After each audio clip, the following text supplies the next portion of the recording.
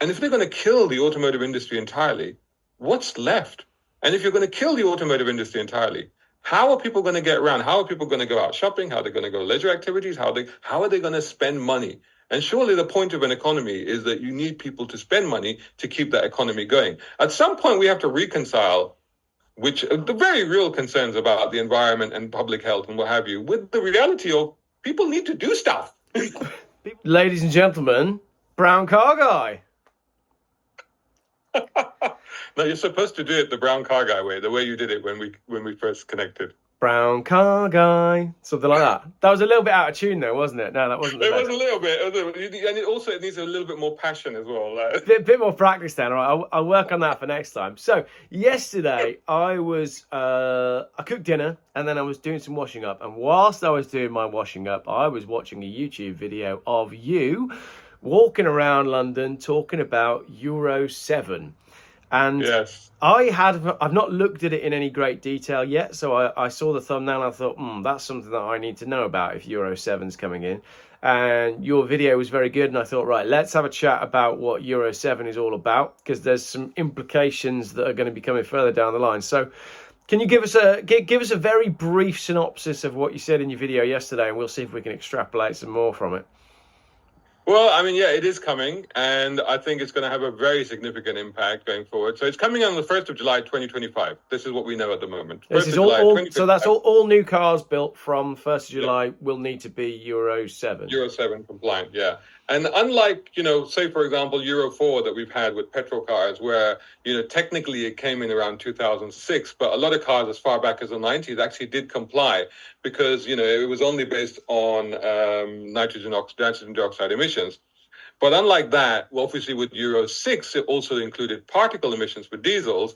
Euro 7 is a whole new level completely. Yeah. Because not only will it look at tailpipe emissions in terms of, nitrogen dioxide and particulate emissions, but it's also looking at particulate emissions from your brakes and your tires. And they've got a whole bunch of other things in there, which also encompasses EVs. So it covers all fuel types. So it'll cover petrol, diesel, hydrogen, and electric. It'll cover everything.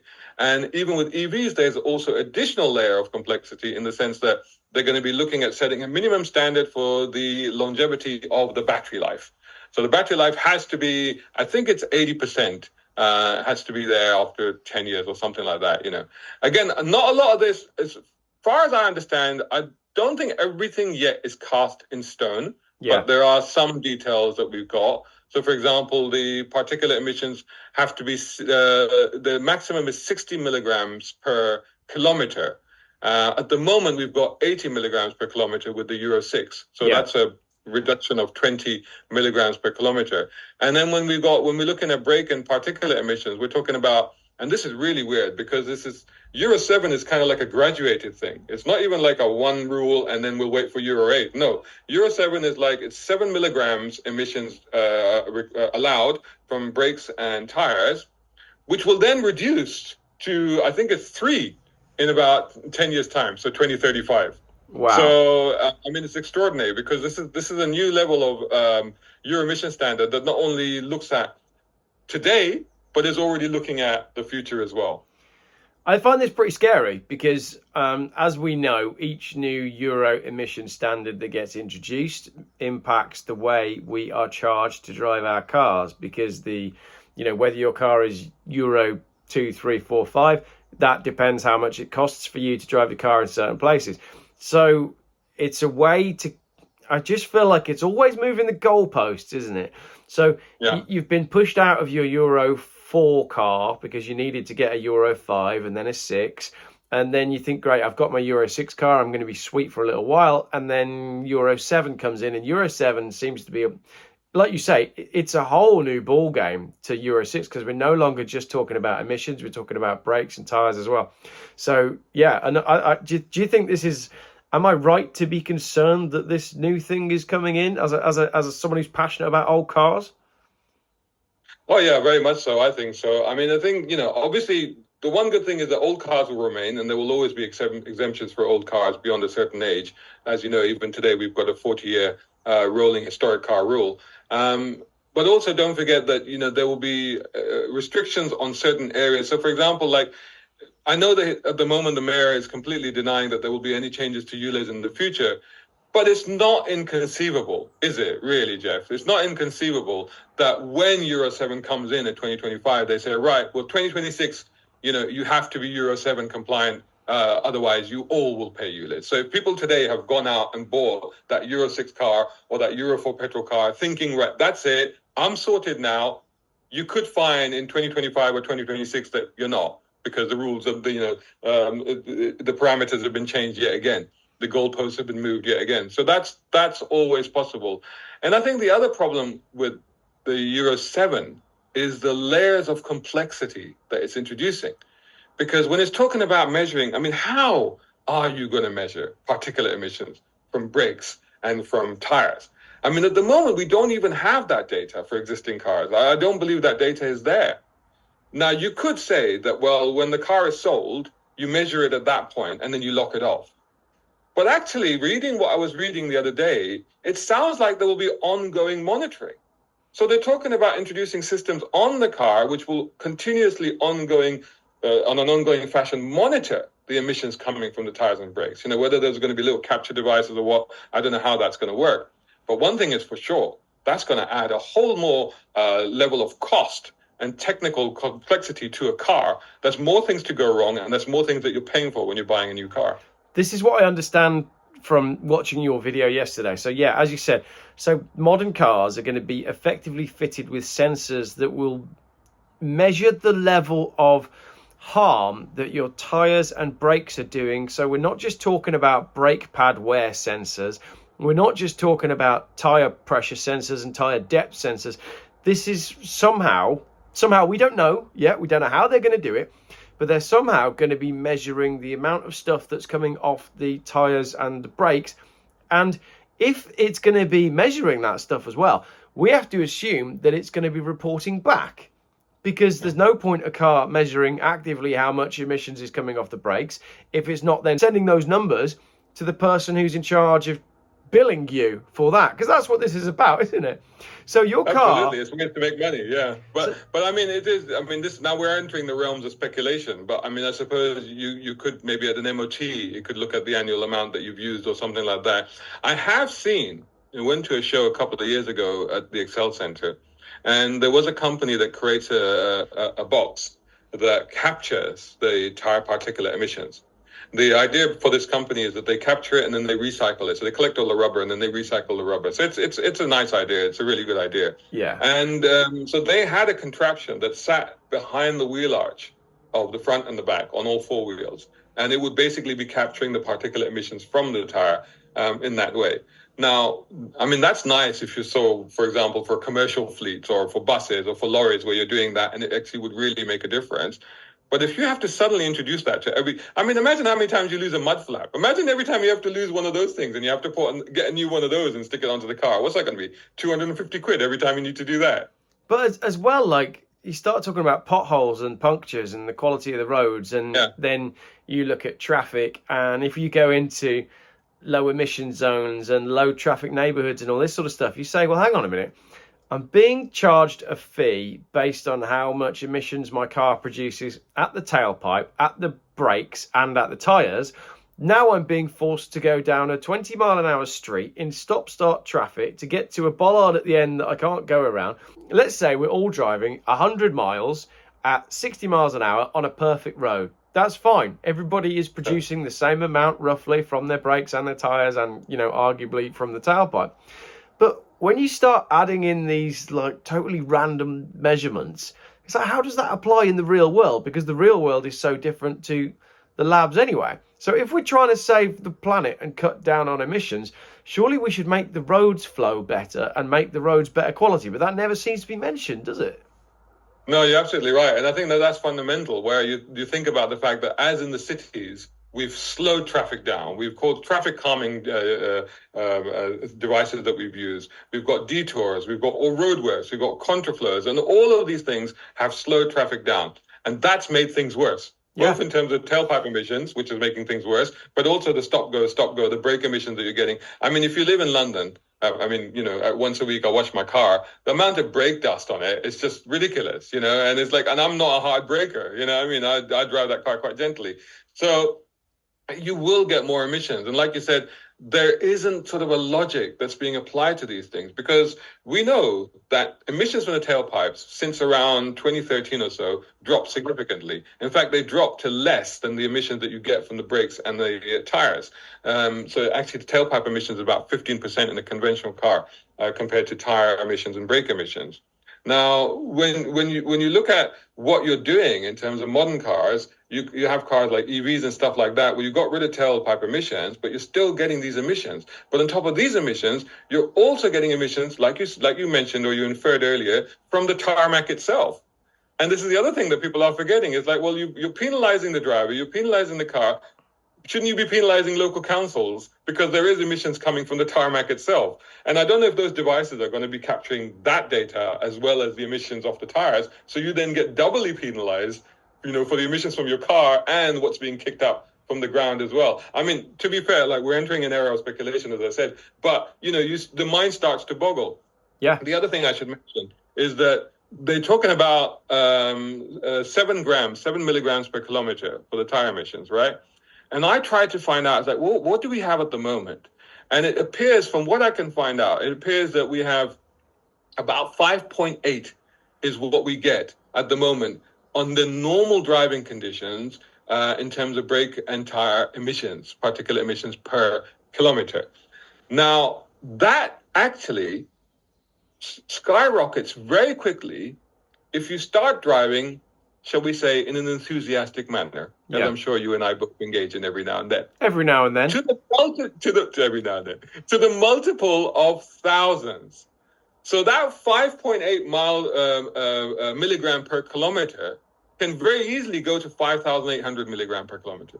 Wow. So if they are going to measure us, or if they're going to charge us on the basis of that, that's immediately killing enthusiastic driving the world over. That's it. Basically, you should just switch the car to autonomous and become a passenger in a boring box on wheels.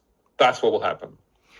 It's interesting, isn't it? Sorry to be the harbinger of doom. So again, you've got like some questionable science, because I mean, all of these things that see, and this is what makes me laugh. All of these things in these systems that come around to help save the planet. So many times, the question that they're actually asking is, how long is a piece of string? Because you can say, how much emissions do my tyres produce? Well, who are you? How do you drive? What car are you driving? What age are your tyres? What are your roads like? What are your potholes like? How often are you sat in traffic? Is the road closed for another set of pointless roadworks with 3-way traffic control and nobody doing any work? How often do you drive the car? Where do you drive the car? Are you in the country? All these questions, and suddenly you're like, oh yeah, actually, they never really had a question in the first place. They're trying to bring this in for some other reason. And I still think that the goal is to get us out of our old cars that we can afford and either into new cars that we can't afford, that we don't own, or just out of our cars completely. But Euro 7 seems like a really easy way to get people out of cars, doesn't it? It's one of those things, isn't it, Geoff, that when sometimes, when you're asked to do something that's so complicated that your brain hurts, you just don't do it. Do you know what I mean? You just give up. Yeah. And I think it's like the call centers. The call centers are designed to keep you hanging on so long and make you choose so many different options that eventually you just go, sod it, you know what? I won't return this object, or I'll just live with the faulty item or whatever, because I can't be bothered, Yeah. And I think that's what Euro 7 is. Euro 7 is like, it's throwing so much at you that you're either going to say, I'll just pay it, whatever it is, if you're fortunate or rich enough to be able to do that. Yeah. Or you'll be like, I'll just take the bus. Yeah. That's that's it. That's the two extremes that you'll have. Nothing in the middle. Also, Geoff, the other thing is, as car guys, the other thing that we should worry about is the whole culture of car modification, car customization, because everything you do to a car will alter those parameters immediately. And I'm not even talking performance, but I'm talking like, even if you just change the weight of the car, you add a stereo system that weighs more than the car actually does. You're going to change the parameters of that. Yeah. So every change that you make, you will then alter the parameters. Does that mean that you're going to have to pay more because your car emits more? But you can also look at that the other way and say, I'm a car enthusiast. I know full well that my car is sitting on 4 very good, high quality tyres, and I'm going to drive in a way that protects the car and protects the tyres because I love the car and I know how to drive and I'm a car guy. And that person down the road that's had the same set of tyres for 5, 6 years and the cords are coming through on the back, why am I being charged the same amount as them when I'm looking after what I've got and they're not looking after what they...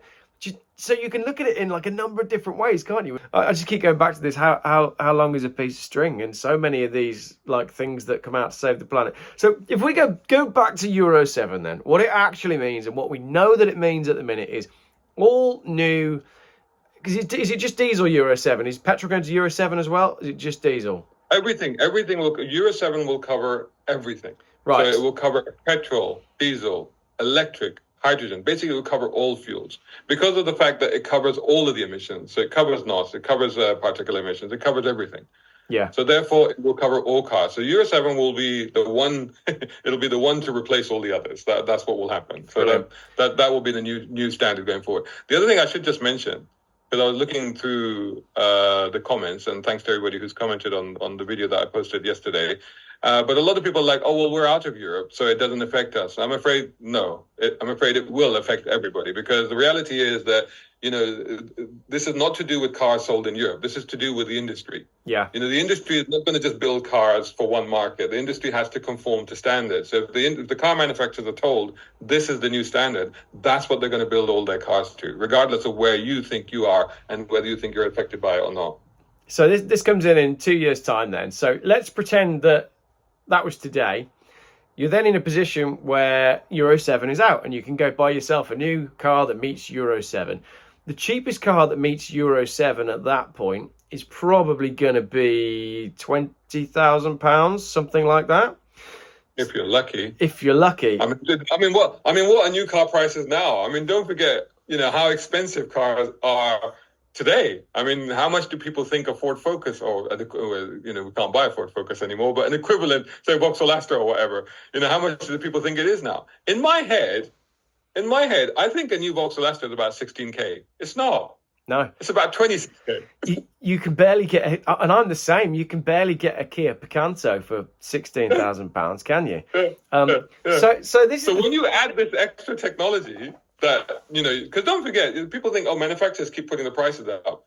It's not manufacturers' fault. It's like if you keep giving manufacturers legislation and they have to, and it's not just the technology they have to put into the car, but it's all the research and development that they have to do to get that car to meet all of it. Because manufacturers don't want to be sued. This is the big thing with manufacturers, as we've seen from Volkswagen and others. They hate being sued. Yeah. When they get sued, big money. So they have to do a lot of research and development. They have to do a lot of work to get these things to work. If they put, so say, off the top of my head, if they have to put these devices on these cars, they have to make sure that the devices are robust and they can withstand anything. Because if these devices start flying off and then hitting pedestrians or cyclists or whatever, and then the manufacturer starts getting sued for that, they can't countenance that sort of thing. So there's a lot of money that's going to go into something like that, which of course will then reflect in a much higher purchase price when it comes to you buying your city car. We could be buying city cars for £45,000 in 2025. Oh, that's a scary thought, isn't it? Wow.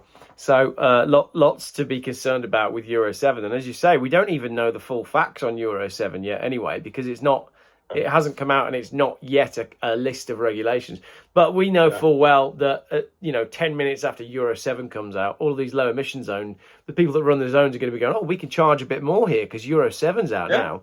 And, we'll make Euro 7 cars free and everyone else has to pay to come in here. And that's when people will go, now I need to upgrade my Euro 6 car that I bought because it was the last car I'm ever going to buy, because the last car I'll need to buy. Now I need to buy a Euro 7 car and it's going to be 45 grand for a Kia Picanto. Well, this is the other thing is that, I mentioned, I don't think it was that video. I think it was another video I posted the day before. And I mentioned the fact that how many people actually know that whilst electric cars currently do not have to pay congestion charge in London, they will from December 25th, 2025. Yeah. People, So all those people that are sitting happy with electric cars going, I can drive that around London. It's like, well, no, because you're going to be hit with a charge as well. So that means what's left then? What are the exemptions? Well, there aren't going to be any exemptions. So literally, when people talk about the fact that, are people literally being priced out of cars? Well, sadly, yes, it does seem like that. But again, like you say, I mean, there isn't any big picture thinking going on, I don't believe. No. I think there's just short-term efforts to sort of basically take money off the motorists. This is what's happening. But when you start to do big picture thinking and you go, well, if that's what you're going to do, if you're going to kill an industry that employs 850,000 people in the UK, right? Where are those people going to go? When you create the car, I mean, we don't have the car industry that we used to have, to be fair, and that's true. But we still produce enough cars that 80% of those are actually exported. So everything that's produced in the UK, 80% of our cars are exported. And I think that's something like 3.5 billion worth of trade. So is that, really the government needs to think about the fact that they're already losing tax on petrol because we're moving to EVs, they're losing tax on other things. And if they're going to kill the automotive industry entirely, what's left? And if you're going to kill the automotive industry entirely, how are people going to get around? How are people going to go out shopping? How are they going to go leisure activities? How are they going to spend money? And surely the point of an economy is that you need people to spend money to keep that economy going. At some point, we have to reconcile the very real concerns about the environment and public health and what have you, with the reality of people need to do stuff. People need to get on with their lives and have lives that are, fulfilled and worth living. And I just feel like the government needs to just ignore motoring and motorists and the motoring industry and go and mess somewhere else that seems to matter. You could do a lot more for the environment, and you could do a lot more for the the government's back pocket by messing around in other industries, couldn't you? We could clean up the water industry, for example, which is a whole mess. You could do a lot with supermarkets and the amount of waste that goes through them and the amount of profit that they're making. But no, they keep coming after you and your BMW and me and my Volvo. And I've had enough of it now. What makes me laugh is like we look at the world, and it's a sad, sad world at the moment, and there's a lot of misery out there, and we are compounding the misery by launching missiles and armament and what have you, and munitions, and basically destroying things, And it's like, well, surely that's not helping. Yeah. But my driving around the block in my BMW, that's the problem. Yeah, absolutely. Yeah. Not launching 300 missiles or whatever. And it's the money that these missiles cost as well. When it's like, oh yeah, we've just launched X amount of missiles at X enemy that you didn't know about this war that was going on, and you didn't vote for it, but we did it anyway. And each missile was 100 grand, and we did 10 of them yesterday. And you're going, what? How does that make? They're not 100 grand, dude. They're way more than 100 grand. We're talking like $1 million a piece, Yeah, we should stop blowing stuff up. That would answer a lot of questions. We should stop blowing stuff up. Stop blowing people up. And advancement through technology. Get together, look at problems, look at the big picture problem, and try and find out solutions that make things better for everybody collectively. Not these short-term solutions, Yep, absolutely. Lastly, I've got a couple of minutes left. I got to plug my book on your channel then. There you go. Yeah, go on. Everybody go out and get the ULEZ Files. The ULEZ Files, to be honest, is just a fun political action thriller, and it's actually set in 2026. So it's set in 2026, and the journalist, this guy, who basically covered the ULEZ expansion in 2023, he's waiting for an announcement, and the announcement is that pay per mile has just been confirmed in London. And then the action kicks off. So there you go. ULEZ Files on Amazon.com. Get a copy. Excellent. And let me know what you think of it. There you go. Everybody go and get the book. So the London Mayor elections, who are you going for? I mean, who I'm going for, I don't say. But I think, to most people, that would be fairly obvious. But the reality of what I think is going to happen is not optimistic, if I'm absolutely honest. Because at the moment, it looks like the current mayor is going to get an unprecedented third term. He seems to be way ahead in the polls. And I can't really put my finger on why that should be or how that should be. And the only thing is, I was having a conversation yesterday, and they said the only thing is, the home counties are the only people that could make a difference to this. But they need to really get off their backsides and get out there and vote if they want to make a difference. Because if they don't, then I think that we will see the current mayor return back into his position. We will probably then see a Labour government taking the country over, and we will probably see much more draconian things coming along for the motorists and for basically you and I might as well move to another country, honestly, Geoff, because we won't be able to do half of the stuff that we do right now. And I think that is what's going to happen, sadly. So it's really a case of make or break. If people want things to be different, they need to make their voices heard now, or that's just how it's going to play out, sadly. Brilliant. So the stuff in this book is going to come true. I'm worried that it will. That's my concern. Right. Thank you very much, Brown Car Guy, for taking the time to do this interview. And maybe we'll catch up again when we learn some more about Euro 7 and how these weird devices are going to work that record your tyre wear at the tyre and then report it back to the manufacturer or the government or whoever it's reporting it back to. But none of it sounds good, does it? Them. It's them. The big them. Thanks very much, Geoff. This is long overdue, and it's been great to chat with you on this. Awesome. We'll do this again. Right. Thank you.